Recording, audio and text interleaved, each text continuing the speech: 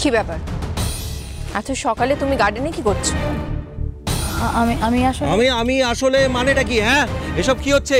Bag tag গুছিয়ে বাবা, এই কি আছে ব্যাগে? কি আছে দেখো দেখো বড় বৌদি, এই ব্যাগ ট্যাগ গুছিয়ে রাগের মাথায় কোথায় একটা চলে যাচ্ছিল, কিন্তু শুধু ওকে জিজ্ঞেস করো কি আছে ব্যাগে। ব্যাগে সব আমারই জিনিস আছে পিসেমশাই, আপনারা তো ভাবার কোনো কারণ নেই। না না, সে ঠিক আছে, আমি ভাবছি না, কিন্তু ব্যাগ ট্যাগ গুছিয়েছো কেন? নিশ্চয়ই বাড়ি থেকে বেরিয়ে যেতে চাইছিলে।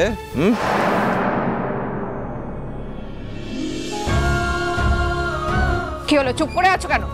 পিসেমশাই কি জিজ্ঞেস করছে, উত্তর দাও। ও কি বলবে বড় বৌদি, আমি তো জানি, আমি 100% নিশ্চিত ও এই বাড়ির থেকে চলে যেতে চাইছিল। শুধু ওকে জিজ্ঞেস করো কেন। করি ও করি মা, কি হয়েছে মা? হ্যাঁ, এটা ঠিক যে তুমি বাড়ি থেকে চলে যেতে চাইছিলে, কেন, কি হয়েছে?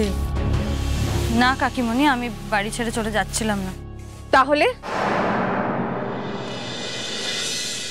আমি এখানে ঘুমিয়ে পড়েছিলাম। কেন? সারা রাত বাগানে কি করছিলে তুমি? কেন ঘুমিয়েছো বাগানে? বাড়িতে এতগুলো ঘর আছে, দেখতে পাও না চোখে? এখানে ঘুমোতে হলো তোমাকে? সত্যি আবার নতুন নাটক শুরু করছে, তাই না? Hari, you are really too much. তোমার নাটকের দেখছি কোনো সীমা পরিসীমা নেই। ছি ছি ছি ছি ছি ছি বড় বৌদি, ছি বাবা, এই সিংহ রায় বাড়ির বউ, হ্যাঁ, এরকম কালিনীর মতো আচরণ করছে। আমাদের বাড়ির কোনো মান সম্মান নেই? আরে বাবা, লোকে অবশ্য, হ্যাঁ, লোকে তো এটাও বলতে পারে, হ্যাঁ, অত্যাচারিতা গৃহবধূ। আমরা ষড়যন্ত্র করে, অত্যাচার করে ওকে ঘাড় ধাক্কা দিয়ে বাড়ির থেকে বার করে দিয়েছি। বড় বৌদি, তুমি কিন্তু বধূ নির্যাতনের মামলায় ফেঁসে যেতে পারো।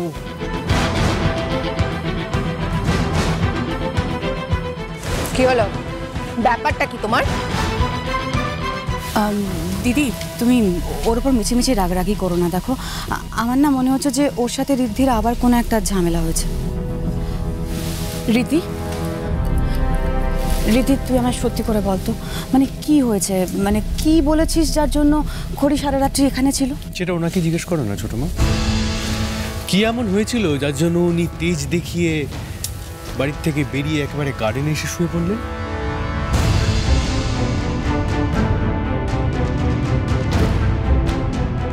ওকে জিজ্ঞেস করার কি আছে রিদ্ধি? এখনো তুমি ওকে চিনলে না? She is a drama queen, এটাই ওর স্বভাব, আর নেচার। আমি না একটা কথা বলতে বাধ্য হচ্ছি, তোমরা কেউ কিছু মনে করো না। এই সব সিচুয়েশনে সব জায়গায় খড়িকে দোষ দেওয়া না আমাদের একদম ঠিক হচ্ছে না। দিদি প্লিজ প্লিজ ওর দিকটাও একটু বোঝার চেষ্টা করো। দেখো, ঋদ্ধি তো আমাদের সবার সামনে দাঁড়িয়ে বললো যে ও ওর ঘরের দেওয়াল তুলে দিয়েছে যাতে ও ঢুকতে না পারে ভেতরে। তাহলে মেয়েটা কোথায় যাবে বলো তো? কেন ছোট মা, ওনার যেখানে থাকার কথা উনি সেখানেই যেতে পারতেন, আমার ঘরে।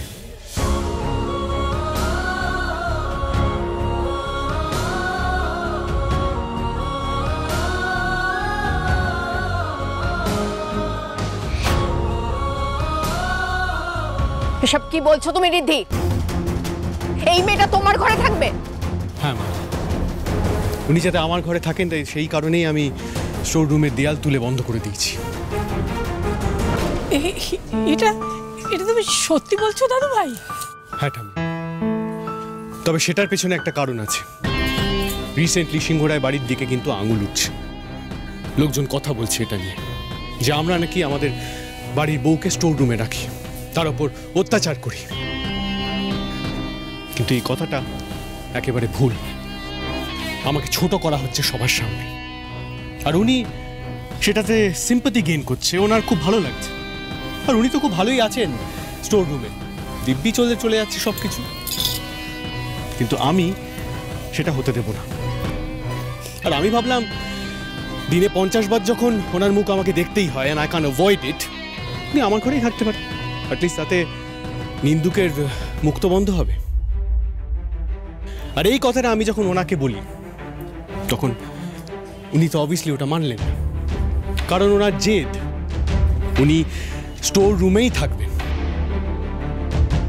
তাই আমি ওনার জেদ ভাঙতে স্টোর রুমের দেয়াল তুলে দিই।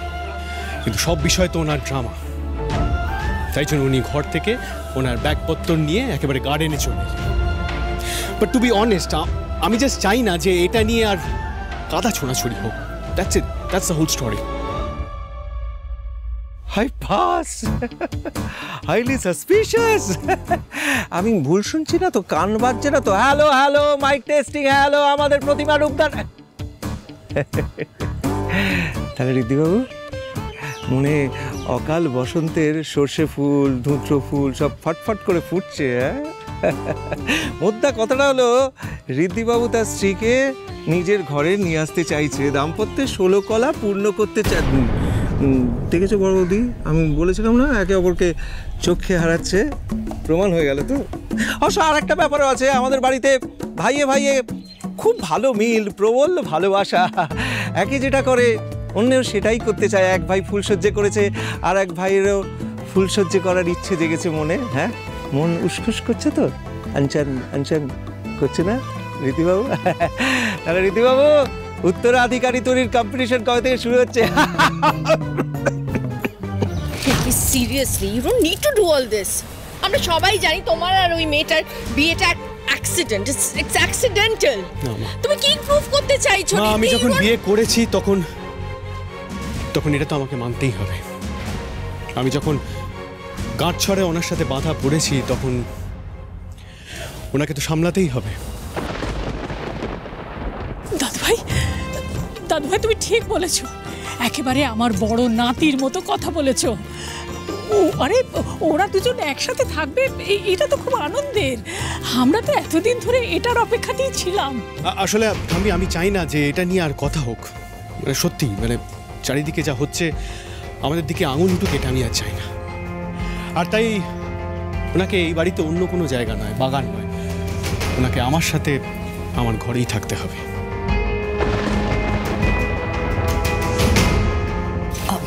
করি রাগারাগি করো না মা। দেখো, এতদিন পরে ঋদ্ধি তোমাকে নিজের ঘরে জায়গা দিচ্ছে, এর মানেটা বুঝতে পারছো তো? মানেটা হলো আমাদের ঋদ্ধি তোমাকে একটু একটু করে মেনে নিচ্ছে। না কাকিমণি, একেবারেই না। উনি আমাকে মেনে নিচ্ছেন না, উনি আমাকে 7 জন্মেও মানবেন না। ঠাম্মি, এই কাজটা উনি করছেন যাতে ওনার ভাবমূর্তিটা ঠিক থাকে, যাতে আত্মীয় স্বজন, খবরের কাগজের লোকজন ওনাকে কথা না শোনাতে পারে। এর সাথে আমার সম্মান, আমার মর্যাদার কোনো সম্পর্ক নেই। আমি ওনার সাথে থাকবো না। খড়িমা, খড়িমা, খড়িমা, তুমি এভাবে ভাবছো কেন বলো? কেন এভাবে ভাবছো? আচ্ছা শোনো না, দাদুভাই এতদিন পরে তোমাকে স্ত্রীর সম্মান দিয়ে নিজের ঘরে নিয়ে যেতে চাইছে। এটা তো খুব ভালো কথা। তুমি তাতে আপত্তি করো না মা, আপত্তি করো না। আচ্ছা শোনো, আরেকটা বউ তো আমাদের বাড়িতে এসেছে, আরেকজন বউ, সে তো তার যথাযোগ্য মর্যাদা পাচ্ছে, অধিকার পাচ্ছে, সব পাচ্ছে। তাহলে তুমি কেন পাবে না বলো?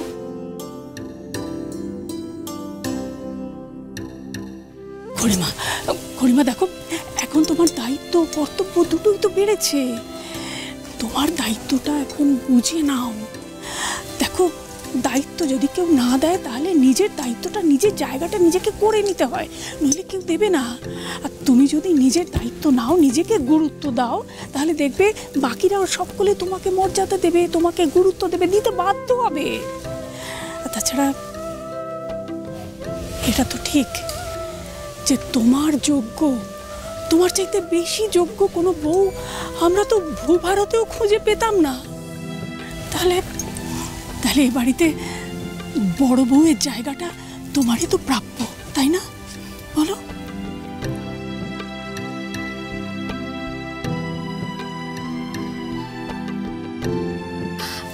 আর কি বলো তো করি, তুমি যদি একবার ঋদ্ধির সঙ্গে থাকতে শুরু করো তাহলে তুমি বুঝতে পারবে যে আমাদের ঋদ্ধি কতটা খাঁটি মনের মানুষ। আর তখন কিন্তু দেখবে ঋদ্ধিও তোমাকে বুঝছে, আর এই তোমাদের মধ্যে যাবতীয় মিসআন্ডারস্ট্যান্ডিং, ঝগড়াঝাটি, অশান্তি সবটা দেখবে মিটে যাবে।